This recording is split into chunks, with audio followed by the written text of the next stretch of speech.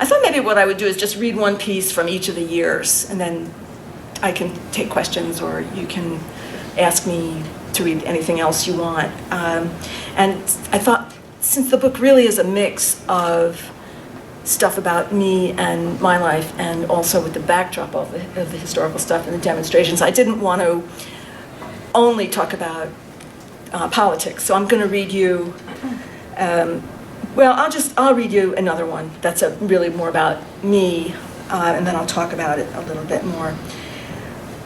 This thing happened where Jerry and I were supposed to live together, but something happened with the room drawing or something, and she actually ended up moving in with her boyfriend, but I ended up living out in the res club, which had burned to the ground, and all these students had died in in the spring of 1967. I'm seeing some heads nodding. You remember that? I wasn't there. Weren't the 6-year PhDs there? Yes, they were, and they put them back there after they rebuilt it, and they put, what I say in here is they put a bunch of FUDs, and then people who were transfer students and people who didn't have any friends like me. So anyway, and it's, I guess everybody, I don't know if it's still there, I think it's something else now, but for people who weren't there when we were there, it's way out, sort of Triphammer Road. So since it's such a long walk to the res club, I don't go back there during the day. Instead, between classes, I hang out in the music room in the Straight. Larry Kramer is there, Reed Bolin, Nick Adams, and he's not the actor. But one day Nick says, "You must meet Harvey K." Unfortunately, as you may recall, I'm in love with Nick. Anyway, this Harvey turns out to be a hunk, tall, muscular, swarthy, really sexy. Not the sort of guy who's ever attracted to me. I mean, in high school, it was mostly guys up to your shoulder. Smart, maybe even poetic, but they were definitely kind of runty. I will say, I had an intern who had just graduated from, he graduated from high school. He was just finished his first year at Columbia. And he told me too much about the boyfriends. So I won't, this will be the last one about the boyfriends. Yeah. But anyway, but I'm figuring that if I go out with Harvey, maybe I'll get to see Nick more often. Plus, Harv Seaton's nice, and he apparently likes classical music. And he really is cute. So when he asks me if I want to go for coffee, I say, okay. We walk over to the Temple of Zeus. That's the coffee house that opened this fall in Goldwyn Smith Hall. It has high windows, maybe 30 little round tables, and big white plaster casts of naked Greek guys on stands around the walls. We order coffee. It comes in those plastic cups, the little inserts, and I sit down. Harv tells me he's from a town near New York City and is studying God knows what. I tell him I'm from upstate New York. I'm a reluctant English major. I have 3 siblings, and I live in the res club because Jerry and I didn't know both roommates had to go to room selection. Maybe I'm clever and amusing, or maybe he's desperate. In any case, he asks if I want to ride back to the res club on his motorcycle. To be honest, I don't. I'm not the type. I'm an intellectual. I'm a prude.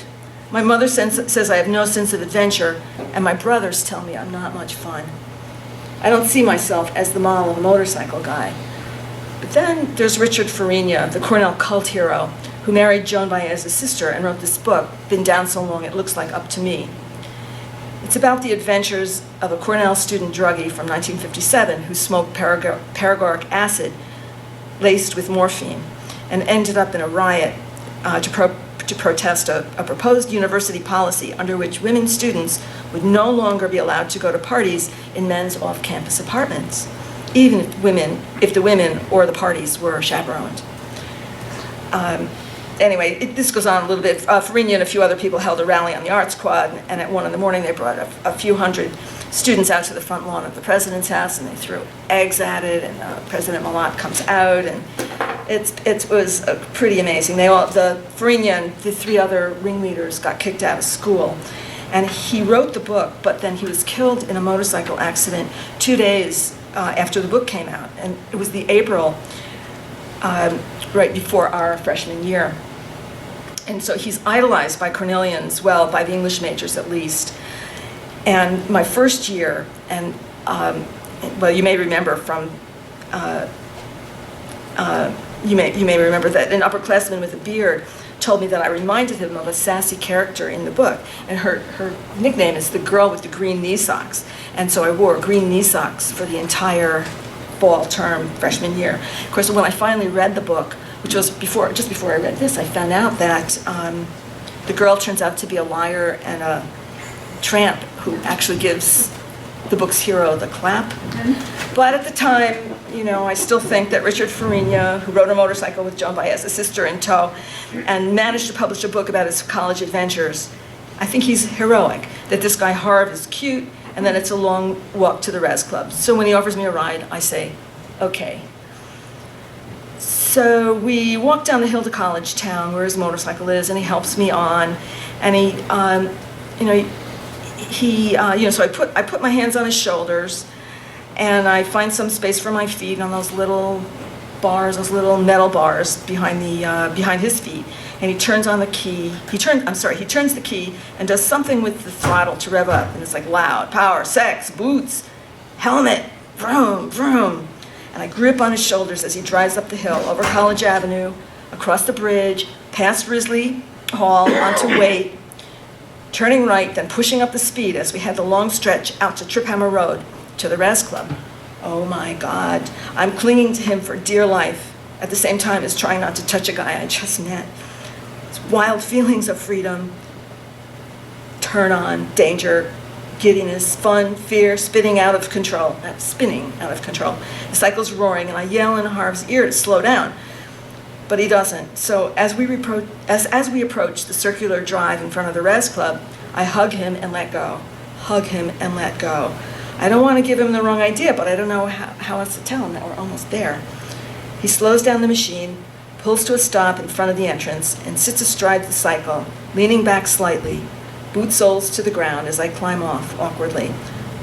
Once back solidly on my own 2 feet, I turn to face him, unclip my helmet, pull it off, and hand it to him. Thanks, I say tentatively. That was fun, I think. See you Sunday, he says. We have little in common. He's not like the men I know. My father and uncles are quiet Jewish men with overwhelming wives, brought up to study, to make a good living, not make waves. Is it curiosity, hormones, loneliness, or simply to be polite? I don't know why.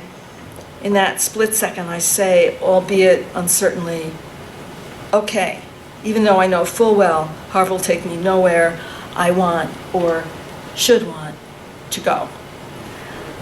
So this Harv, at some point he told me if I wouldn't sleep with him, he was going to kill himself. It was just a whole very difficult relationship. But what was very interesting about it was that when I had the plan to have diary entry history, what I could see is that as this relationship went on and he got more and more upset about various things, the draft was becoming more and more intense, and more people were being killed up, and people wanted to leave school, but they couldn't. And so that sort of interweaving of things that I couldn't possibly have really understood at the time just really showed up in the writing of this. So that happened many times really throughout, that juxtaposition of, it was like we were going through it, we were trying to live our own lives, and then these things are happening in the background, and then you couldn't really not be, you didn't have to be totally involved, but it'd be hard not to be pretty aware. And I think it probably changed some of us going through all that.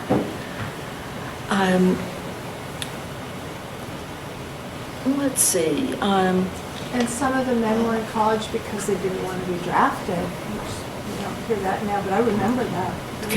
Can people hear what she said? Some of the men were in college just because they didn't want to be drafted, and they stayed in. This guy stayed in because he didn't want to go fight.